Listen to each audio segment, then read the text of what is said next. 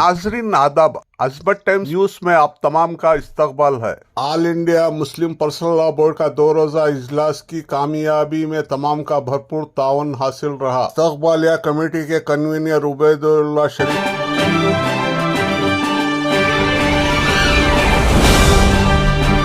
बेंगलुरु में all India Muslim personal law board का 2 रोजा इजलास कामयाब और शानदार रहा। बोर्ड के इजलास की इस्तकबालिया कमेटी के कन्वीनर जनाब उबैदुल्लाह शरीफ ने मीडिया को बताया, पर्सनल लॉ बोर्ड का इजलास अमीर शरीयत और दारुल उलूम सबील इरशाद के मुहतमिम मौलाना ज़कीर अहमद की सरपरस्ती और रहनुमाई में हुआ। दारुल उलूम सबील इरशाद के असातिज़ा और तलबा ने रात दिन मेहनत की, हम उनके मशकूर हैं। कुद्दुस साहब ईदगाह मैदान में जलसे आम के लिए इफ्तिखार अहमद कासमी और मौलाना मकसूद इमरान ने माहौल साजी को बनाने में अहम रोल अदा किया। इस इजलास की कामयाबी में तमाम का भरपूर ताउन हासिल रहा। उबैदुल्लाह शरीफ ने बताया, मुस्लिम पर्सनल लॉ बोर्ड मुल्क के 25 करोड़ मुसलमानों का मुश्तरका प्लेटफॉर्म है। मौलाना खालिद सैफुल्लाह रहमानी और मौलाना फजल रहीम मुजाहिदी बोर्ड के लिए दोबारा सदर और जनरल सेक्रेटरी मुंतखब हुए, मुबारकबाद पेश करते हैं। इस मौके पर मुस्लिम पर्सनल लॉ बोर्ड के इजलास के लिए बनाई गई इस्तकबालिया सब कमेटी के रकून जनाब सैयद अशरफ ने मीडिया को बताया कि हुकूमत की तरफ से लाई गई वक्त बिल मुसलमानों के सर पर लटकती तलवार है। हमारे औकाफ में मदाखिलत हम बर्दाश्त नहीं करेंगे। पर्सनल लॉ बोर्ड ने फैसला किया है कि अगर ये बिल पास हो गया तो हम पार्लियामेंट और असम्बली के सामने धरना देंगे। और मजीद कहा कि सैयद अशरफ ने हम मुसलमान बोर्ड के इस ऐलान पर लब्बैक कहते हैं और कानून के दायरे में रहकर बिल की मुखालिफत करते रहेंगे। मुबीन मुनव्वर ने भी इजलास के बारे में अपने तासीरात का इजहार किया। All India Muslim personal law board का 29वां इजलास शहर गुलिस्तान बेंगलोर में 23 और 24 नवंबर को मुनक़िद था। दोनों दिन का इजलास और पब्लिक मीटिंग कुद्दुस साहब ईदगाह में बहुत कामयाब रही। पहले तो मैं पाक परवरदिगार का शुक्रगुज़ार हूँ कि अल्लाह ताला ने इस इजलास को, दोनों इजलासों को कामयाब किया। और ये दोनों इजलास हज़रत अमीर शरीयत कर्नाटक हज़रत मौलाना ज़कीर अहमद साहब दामद बरकातहुम की ज़ेर सरपरस्ती में हुआ। मैं हज़रत वाला का भी शुक्रगुज़ार हूँ कि उन्होंने हमारी रहनुमाई की और ये दोनों इजलास जो है कामयाब रहे। ये जो all India Muslim personal law board का 29वां इजलास तीसरी मरतबे शहर बेंगलोर में मुनक़िद किया गया। 2020 के बाद 2024 में ये इजलास यहाँ मुनक़िद हुआ है। All India Muslim personal law board के अरकान वो खुसूसी मदवीन सारे मुल्क से यहाँ जमा थे। कश्मीर से कन्याकुमारी तक मेहमान यहाँ 2 दिन इस इजलास में शिरकत की। इस इजलास को कामयाब बनाने के लिए काफ़ी लोगों ने मेहनत की है। ख़ासकर AKS के अब्बास खान साहब, जिन्होंने यहाँ तमाम इंतज़ामात अपनी तरफ से फ़राहम की और जलसे आम के लिए भी उन्होंने तमाम जो ज़रूरियात थी, जो पंडाल या फर्नीचर, स्टेज वग़ैरह उन्होंने फ़राहम किया। जनाब सैयद बेरी साहब इस हाल को बिल्कुल नया बनाकर इस इजलास के लिए दिया। उन्होंने इस ऐवान अल्लामा अबू सऊद रहमतुल्लाह अलैह के इस हाल को जो है बिल्कुल नया बना दिया। मैं उनका भी तहे दिल से शुक्रगुजार हूँ। हमारे इस्तक़बालिया कमेटी के अरकान और जो सब कमेटीज़ के कन्वीनर थे, सब ने बहुत खुलूस के साथ इसमें अपने दिल से काम किया है। मैं उनका भी शुक्रगुजार हूँ। हमारी जो सब कमेटी थी, 29वें इजलास के 2 दिन का इजलास दारुल उलूम सबील इरशाद में हुआ, उसके लिए मैं हमारे सैयद अशरफ साहब, मुबीन मुनव्वर साहब, मंसूर अली ख़ान साहब और एजाज़ अली जौहरी, अब्दुल सुभान, शुजाउद्दीन, ऐसे कई लोगों की एक कमेटी थी। इस कमेटी ने भी पूरे दिल के साथ हम सब ने काम किया। कई मेंबरान जो वो मुस्लिम पर्सनल लॉ बोर्ड के, उनका यह कहना था कि इतना मुनज़्ज़म तरीक़े से जो इजलास हुआ है, इसके पहले ऐसा नहीं हुआ। ये हमारे लिए खुशी की बात है। यहाँ पे मदरसे के जो ट्रस्टियान हजरात थे, ख़ासकर मुतवल्ली इल्म मोहम्मद इकबाल साहब और उनके एक और ट्रस्टी जावेद साहब, जिन्होंने ताम का इंतज़ाम किया था, मैं उनका भी शुक्रगुजार हूँ। और ख़ास तौर से दारुल उलूम सबील इरशाद के असातिज़ा और यहाँ के तलबा जिस जोश के साथ और एक डिसिप्लिन के साथ इस जलसे को कामयाब बनाया है, मैं समझता हूँ अगर कहीं और ये इजलास होता तो इतना कामयाब नहीं होता। यहाँ के असातिज़ा जो निगरान थे, वो खादिम बनकर काम किए, और जो खिदमतगार थे, उन्होंने पूरे दिल के साथ ताम का इंतज़ाम हो या इस्तक़बालिया का हो या मेहमान खाने का हो या जलसागाह का हो, बड़ी ही खुशनुदी के साथ उन्होंने काम किया है। मैं उनका भी शुक्रगुजार हूँ। ख़ास तौर से जलसे आम जो खुदूस साहब ईदगाह में हुआ, उसके कन्वीनर जनाब मुफ्ती इफ्तिखार अहमद क़ासमी साहब, उनको दिली मुबारकबाद। बहुत मेहनत की उन्होंने, और सारे कर्नाटक में माहौल साजी का इंतज़ाम, और उसके जो कन्वीनर थे मौलाना मकसूद इमरान, मैं उनका भी शुक्रगुजार हूँ। उन्होंने भी सारे रियासत में जो है एक माहौल पैदा किया, और जलसे आम में जो है, मैं समझता हूँ हर अज़ला से, बल्कि हर ताल्लुक़ से जो है लोग लाखों की तादाद में शिरकत की। मैं जिन लोगों ने इस इजलास में शिरकत की, उनका भी शुक्रिया अदा करता हूँ। मैं समझता हूँ ये जलसा आम जो है एक तारीख़ साज जलसा आम है बेंगलोर की तारीख़ में। और इस इजलास में all India Muslim personal law board के सदर मोहतरम हज़रत मौलाना सैफुल्लाह रहमानी साहब और जनरल सेक्रेटरी हज़रत मौलाना फजल रहीम मुजद्दिदी साहब, सेक्रेटरी हज़रत मौलाना उमरैन महफूज साहब, कई मरतबे शहर बेंगलोर इजलास से पहले तशरीफ़ लाए और हम सब की जो है उन्होंने हमें गाइडेंस दी कि इजलास कैसे हो। मैं उनका भी तहे दिल से शुक्रगुजार हूँ। All India Muslim personal law board का ये इजलास,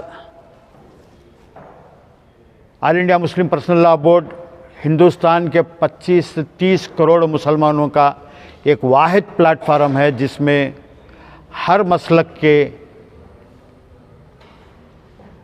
इसमें मेंबरान हैं, शिया हो, सुन्नी हो, भोरा हो या महदवी हो, सभी इस हाल में मौजूद थे और सब ने इस वक्त मुल्क में सुलगता हुआ जो हमारे सामने मसला है वक्फ अमेंडमेंट बिल, उसको जो है रिजेक्ट किया है, इसको रद्द किया है और साफ अल्फाजों में कहा है कि ये बिल सिर्फ़ और सिर्फ हमारी औकाफ़ी जायदादों को, हमारे मसाजिद को, हमारे क़ब्रिस्तानों को, हमारे ईदगाहों को, हमारे दरगाहों को, हमारे खानखाहों को हड़पने की ये नरेंद्र मोदी की हुकूमत का इरादा है। इस इरादे को नाकाम करना है और उन्होंने ये भी फैसला किया कि अगर ये बिल पेश होती है पार्लियामेंट में तो उसका क्या रद्द अमल होगा all India Muslim personal law board का, उसके तफसीलात जो है अशरफ साहब आपको बताएंगे। और उन्होंने आम अवाम को जो पैगाम दिया है वो भी अशरफ साहब आपके सामने बताएंगे। मैं बस इतना कहता हूँ कि इस वक्त हिंदुस्तान का मुसलमान बहुत परेशान है। इस परेशान कुन हालात में all India Muslim personal law board ने यहाँ इजलास करके ये पैगाम साफ तौर से दिया है कि ये कौम अभी ज़िंदा है। उसका सबूत जो है लाखों की तादाद में जब खुद्दूस साहब ईदगाह में मुसलमान जमा थे, अगर यही लोग सड़कों पर आ जाएंगे तो हमारे उर्दू मीडिया का, उर्दू अखबारात का, हमारे उर्दू यूट्यूब चैनल्स का शुक्रगुज़ार हूँ कि आपने इस इजलास को कामयाब बनाने में आपका बहुत अहम किरदार रहा है। उर्दू अखबारात ख़ास तौर से अपने पहले सफ़ात पर सुर्खियाँ बनाई, यूट्यूब्स ने जो तैयारियां हो रही थी वहाँ से लेकर जलसे आम तक भी जो है आपने लाइव टेलीकास्ट किया है और लोगों तक पहुँचाया है। ये एक बहुत बड़ा कारनामा है। ये एक बात का मुझे अफसोस है, कहीं ना कहीं लाखों की तादाद में जमा होने वाले इस इजलास को, वो पैगाम को हम आम नेशनल मीडिया, रीजनल मीडिया या इंग्लिश मीडिया तक पहुंचाने में हम एक हद तक कामयाब नहीं रहे। इसमें कहीं ना कहीं हमसे कोताही हुई है,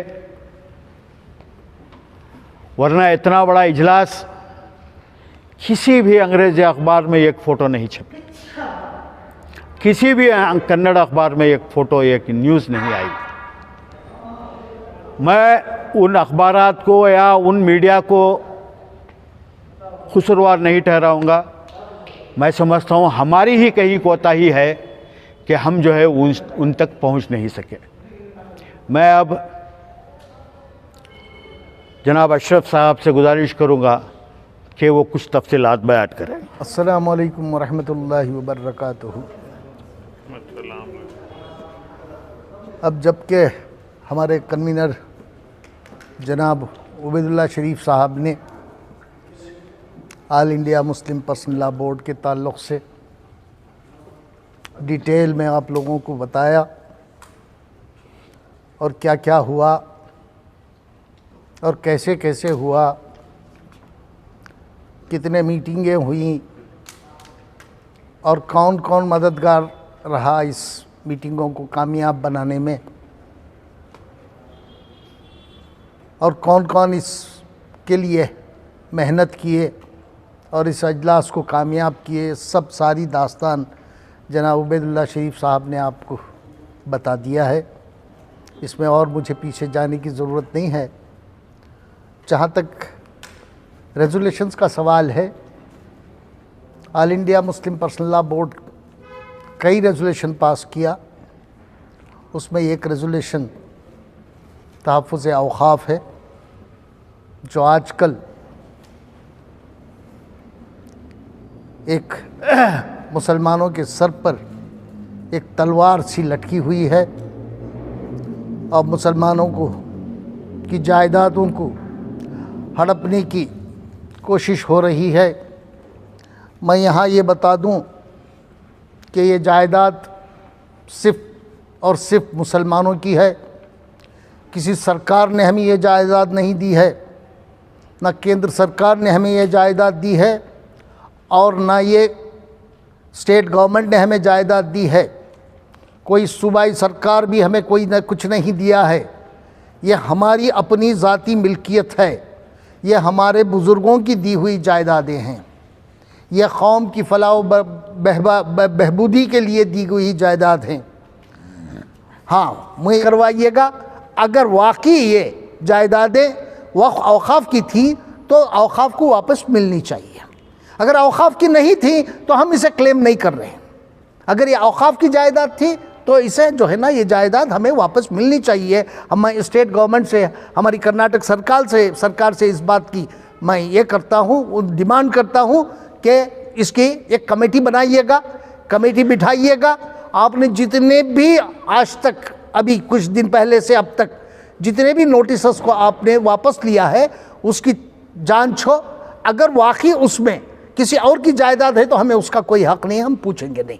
हमारी जायदाद अगर चली गई है तो उससे दिलाने का काम सरकार का होगा।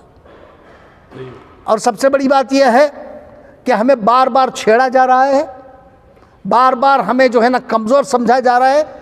मैं ये बात बताना चाहता हूँ आप लोगों के माध्यम से कि मुसलमान कमज़ोर नहीं है, कमज़ोर नहीं है, कभी कमज़ोर था ना है।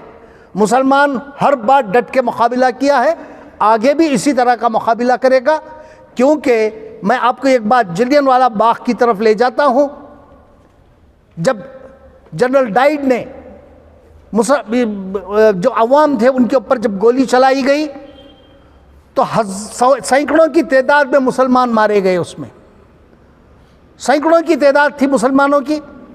दूसरे नंबर पे जो था हमारे सरदार भाई थे और हिंदू भाई बहुत कम थे, कहीं भी उनका ये नहीं था, वजूद नहीं था वहाँ।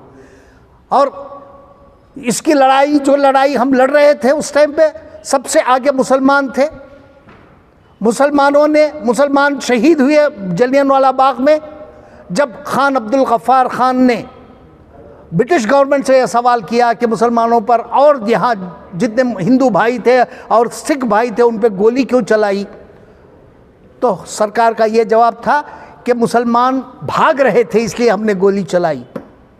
तो उन्होंने सरकार को चैलेंज किया और कहा कि मुसलमान कभी भागने वाला नहीं है, डटकर मुकाबला करने वाला है और पीठ पर गोली नहीं खाएगा। अगर गोली खाया है तो मुसलमान छाती पे गोली खाया है और अपने सीने पे गोली खाया है, ये उनका क्लेम था।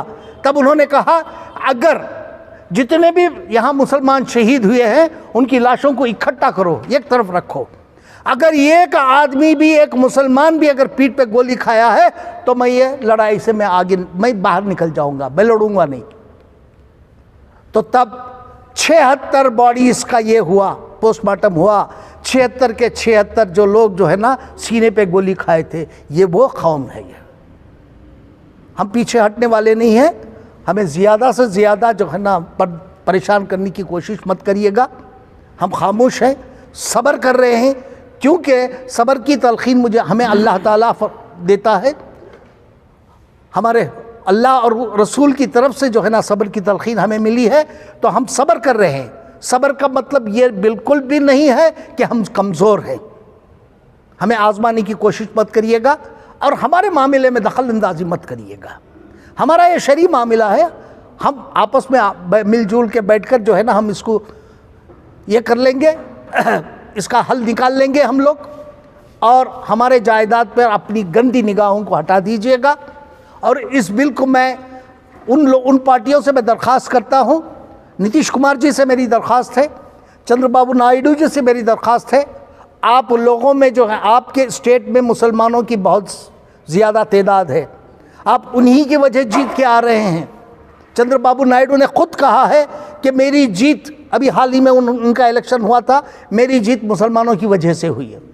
अगर आप ये समझते हैं कि आपकी जीत मुसलमानों की वजह हुई है, नीतीश कुमार ने भी कहा था, तेजस्वी यादव ने भी कहा था उस दिन जब इलेक्शन में जीते थे, तो हमारी जीत मुसलमानों से हुई है। तब आप ये समझते हैं कि आपकी मुसलमानों से जीत हुई है, तो मुसलमानों की रहनुमाई करने की कोशिश करिएगा, मुसलमानों की औकाफ की जायदादों को बचाने की आप कोशिश करिएगा। इस बिल के खिलाफ वोट करके हम तमाम हिंदुस्तान भर के मुसलमानों को शुक्रिया का मौका इनायत फरमाइएगा। बहुत बहुत शुक्रिया। ठीक है।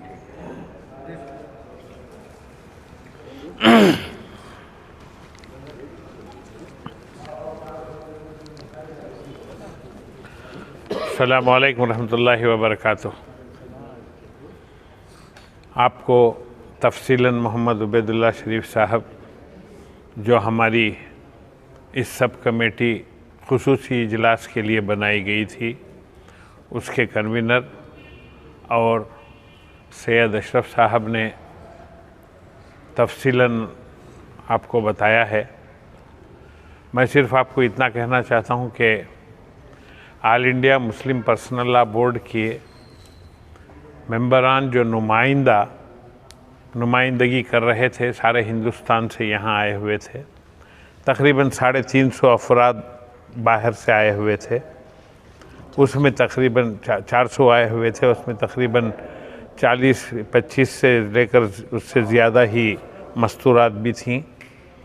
बड़े बड़े वकील भी आए थे, जज साहिबान भी आए थे, जो साबिक जज साहिबान हैं वो भी यहाँ पर आए हुए थे। उन तमाम को यहाँ पर उनके शाया निशान होटलों में ठहराया गया था। किसी को 5 स्टार होटल में ठहराया गया था, किसी को 3 स्टार में, और बाकी जो यहाँ के मंदूबीन थे उनको मदरसे में ठहराया गया था। उन तमाम के ख़र्च व अखराजात किसी एक वाहिद शख्स ने, डॉक्टर जमील साहब ने शायद, उन्होंने बाहर के लोगों ने आए थे, उनके भी यहाँ पर मेहमान नवाजी में किसी तरीक़े की कमी नहीं हुई। यहाँ के जितने 6 इजलास यहाँ पर हुए इस साल में, उसकी पूरी ज़िम्मेदारी हमारी इस सब खुसूसी कमेटी की थी। खुसूसी कमेटी ने ये तमाम जो बरक़ी खुमखुमे लगाए गए, हमारे इस हाल के अलावा बाहर जो संवारा गया, वो ये बैनर्स वग़ैरह, उसके साथ ये जो 6 इजलास हुए, उसमें जो भी यहाँ पर ज़रूरियात थे उन तमाम को पूरा करने में हमारी कमेटी कोशां रही और कामयाब भी रही। जैसा कि उबैदुल्ला शरीफ साहब ने कहा, जितने भी लोग बाहर से आए थे वो यहाँ के इंतज़ामात को देखकर इतने खुश हुए कि उन्होंने कहा आज तक मुस्लिम पर्सनल लॉ बोर्ड का ऐसा इजलास कहीं भी नहीं हुआ था। वो खाने के मामले में हो, रहने सहने के मामले में हो, आने जाने के मामले में हो, एयरपोर्ट से यहाँ तक, यहाँ से एयरपोर्ट तक, यहाँ से जलसागाह तक, जितनी भी जिम्मेदारियाँ थी यहाँ के अवाम ने पूरी तरीक़े से उसे निभाया। और हम तमाम को, अहलियान बेंगलोर को, शहरियान बेंगलोर को एक बहुत अच्छा उसमें नाम मिला। जैसे कि माहौल साजी की बात उबैदुल्ला शरीफ साहब ने बताई, माहौल साजी के लिए पूरे डिस्ट्रिक्ट्स में एक बहुत बड़ा फंक्शन किया गया। वहाँ भी हज़ारों की तादाद में लोग जमा थे। यहाँ पर लाखों की तादाद में जमा थे, तो वहाँ हज़ारों की तादाद में लोग जमा थे। उन लोगों ने भी वहाँ से भी, जैसे कि बताया, ताल्लुक़ात जात से भी बसें बहुत सी आईं, पार्किंग का मसला हुआ यहाँ पर। उसके बावजूद भी हमारे इजलास, तमाम इजलास कामयाब तरीन रहे। हम तमाम उन हज़रात का जिन्होंने इसमें दामे दिरमे सुखने भी और आगे बढ़कर हिस्सा लिया, उन तमाम के शुक्रगुज़ार हैं। अल्लाह रब्बुल इज़्ज़त उनको अजर अता फ़रमाए। शुक्रिया।